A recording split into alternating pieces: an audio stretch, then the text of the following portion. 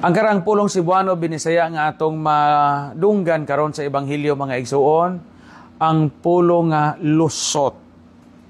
Ingon na Ginoong Jesucristo, tihan ko kamo mas lisod pa sa usa ka dato ang pagsulod sa gingharian sa langit kaysa karnero nga molusot sa lungag sa dagom. Unsa maning lusot, no? Atong i-illustrate ni.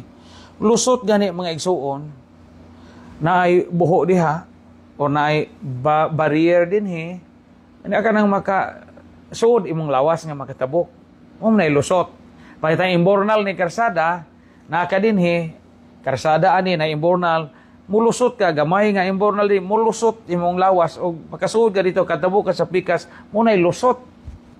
Muna pagbata ba, inig anak sa inahan, paglusot sa taguangkan, paglusot, paggawa sa gikan sa tiyan o taguangkan sa inahan, muna'y lusot.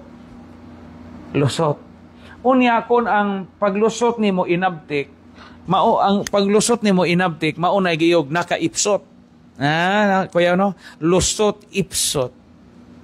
Og hinglusot ka o inabtik imong paglusot, nakalingkawas ka sa gagukod nimo, gadakop nimo, mao na nakaipsot. Buti pasabot, nakasibat ka. Lusot. Daghang mga tao nga maayo mulusot og katarungan no sa korte. Daghang mga tao maayo mulusot, nay uban in taong bisag sila isad-an pero maayo mga tarungan na mo hindaog sa kaso. Usay pod mulusot po ta kay taw daghang tag mga rason no. Lusta na to atong ginikanan, lusta na to atong bana, atong asawa, lustan pero di ta kalusot sa Ginoo no. Di kita kalusot sa Ginoo. Lusot, paglusot, ipsot, lusot. Ilha sa iri ang karaang pulong.